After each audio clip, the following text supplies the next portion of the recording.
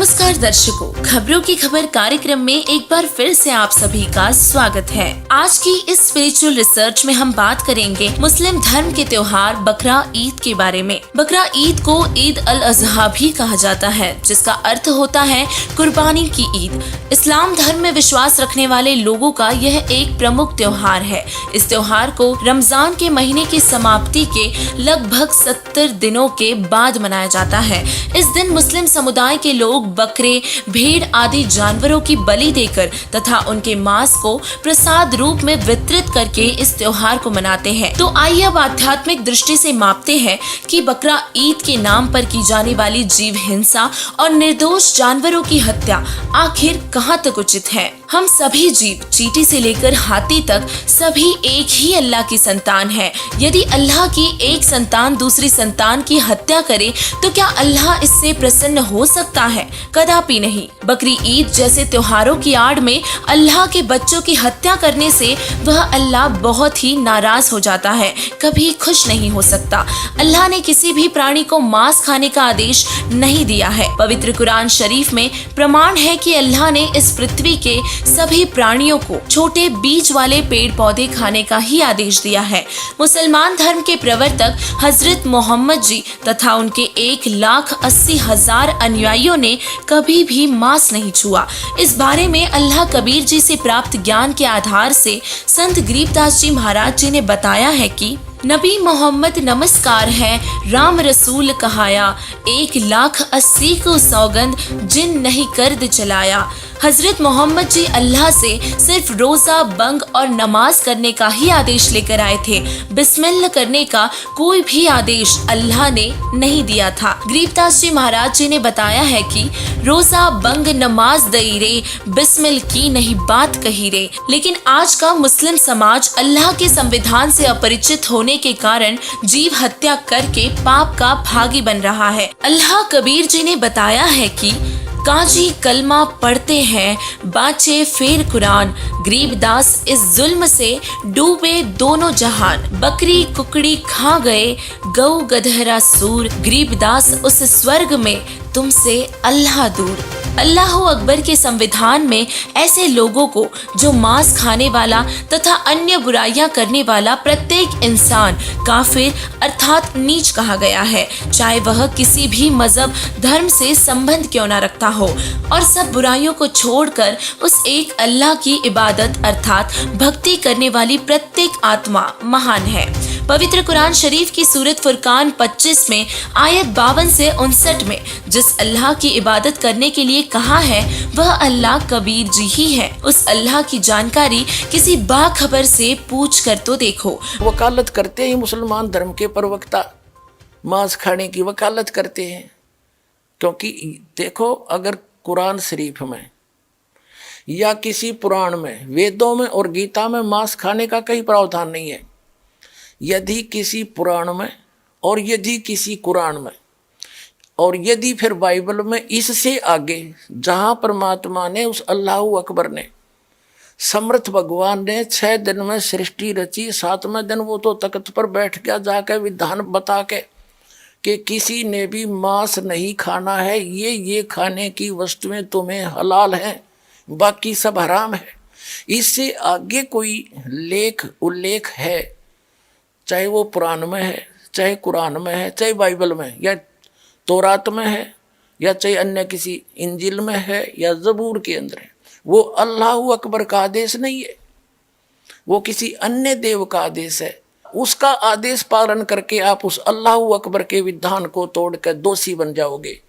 नबी मोहम्मद नमस्कार है, राम रसूल कहाया, 1,80,000 को सौगंध जिन नहीं कर्ज चलाया। अरस कुरस पर अल तकत है, खालिक बिन नहीं खाली, और वह पैगंबर पाक पुरुष थे साहिब के अब्दाली। उसी परमात्मा ने कहा है कि जो नर गोश्त खाते हैं प्रत्येक राक्षस जान, इसमें संशय है नहीं, हिंदू खाइयो चाहे मुसलमान। कहते जो मांस खाते हो प्रत्येक राक्षस हैं, चाहे हिंदू हो चाहे मुसलमान। ये तुमने अपना फार्मूले आप बना रखे, उन महापुरुषों के आदेश नहीं है। कहते हैं मांस खावे सो ढेढ़ सब, और मद पीवे सो नीच, और कुल की दुर्मति पर हरे, भगवान कहे सो ऊंच। कहते मांस खावे सब ढेर है, चाहे हिंदू है, चाहे मुसलमान, सिख है या ईसाई। और कहते हैं मद पीवे सो नीच, शराब पीते वो महान नीच आदमी है। और अपने कुल का भी नाश करते हैं, केवल जो उस अल्लाह अकबर का सच्चा नाम जपते हैं वही ऊंचे हैं। समझदार को संकेत बहुत होता। अब आप जी को दिखाया है परमात्मा नर आकार है, 6 शरीर है, 6 दिन में सृष्टि रची, और परमात्मा ने छठे दिन मनुष्य को अपने जैसा, अपने अनुरूप, अपने शरीर जैसा, अपनी सूरत जैसा उत्पन्न किया, नर और नारी करके उनकी उत्पत्ति की और उनको खाने के लिए आदेश दे दिया। अभी आपने पढ़ा, आप फिर भी पढ़ सकते हैं। और आगे फिर वो क्या कहता है देखो, और परमेश्वर ने कहा, नर और नारी करके उनकी सृष्टि की, और परमेश्वर ने उनको आशीष दी, उनसे कहा फूलो फलो और पृथ्वी पर भर जाओ और उसको अपने वश में कर लो, और समुद्र की मछलियों तथा आकाश के पक्षियों और पृथ्वी पर रेंगने वाले जंतुओं पर अधिकार रखो। यानी उनसे जैसे इंसान ने शेर तक को काबू कर लिया, हाथियों को भी बांध लिया, तो इस ऐसे कंट्रोल करने के लिए कहा उन्होंने। आगे देखो, फिर परमेश्वर ने उनसे कहा, यानी मनुष्यों को भी, फिर परमेश्वर ने उनसे कहा कि सुनो, जितने बीज वाले छोटे छोटे पेड़, ये मनुष्यों के लिए आदेश है, सारी पृथ्वी के ऊपर हैं, और जितने वृक्षों में बीज वाले फल हैं वे सब मैंने तुमको दिए तुम्हारे भोजन के लिए। मनुष्य के लिए उस अल्लाह ताला का आदेश, अल्लाह अकबर, जिसने 6 दिन में सृष्टि रची, 7वें दिन तख्त पर जा बैठा, वो है अल्लाह अकबर है, वो अल्लाह कबीर है, वो कंप्लीट गॉड है, वो सर्जनहार है, वो क्रिएटर है। उस क्रिएटर का आदेश नहीं है मांस खाने का मनुष्य को, ये पक्षी, पशु पक्षियों को भी नहीं है। आगे देखो, तुम्हारे भोजन के लिए, ये तो मनुष्यों के लिए। आगे देखो, यहाँ आगे हम, और जितने पृथ्वी के पशु और आकाश के पक्षी और पृथ्वी पर रेंगने वाले जंतु हैं, जिनमें जीवन का प्राण है, उन सब के खाने के लिए मैंने सब हरे हरे छोटे पेड़ दिए, और वैसा ही हो गया, यानी घास फूस। और तब परमेश्वर ने जो कुछ बनाया था वो देखा, तो क्या देखा, वह बहुत अच्छा है। तथा सांझ हुई, फिर भोर हुआ, इस प्रकार ये 6वां दिन हो गया। अब 7वां दिन, यूं आकाश और पृथ्वी और उनकी सारी सेना का बनाना समाप्त हो गया, और परमेश्वर ने अपना काम जिसे वह करता था 7वें दिन समाप्त किया, और उसने अपने किए हुए सारे काम से 7वें दिन विश्राम किया। और परमेश्वर ने 7वें दिन को आशीष दी और पवित्र ठहराया, क्योंकि उसमें उसने सृष्टि की रचना के अपने सारे काम से विश्राम लिया। ठीक, अपने आत्माओं, जो क्रिएटर है, जो सबका रचनहार है, जो अल्लाह अकबर है, जो सुप्रीम गॉड है, उसने 6 दिन में सृष्टि रची, 7वें दिन तख्त पर जा बैठे। उसी के विषय में कुरान शरीफ में स्पष्ट किया है कि ये वही है। कुरान शरीफ का ज्ञानदाता कह रहा है, ये वही अल्लाह अकबर है जिसने 6 दिन में सृष्टि रची, 7वें दिन तख्त पर जा बैठा। उसकी खबर किसी बाखबर से पूछ लो, वो तो 7वें दिन सारी रचना रच कर चला गया। उसके बाद इस काल के अंतर्गत आ गया बागडोर, और इसने फिर अपने 3 पुत्रों को ड्यूटी दे रखी है।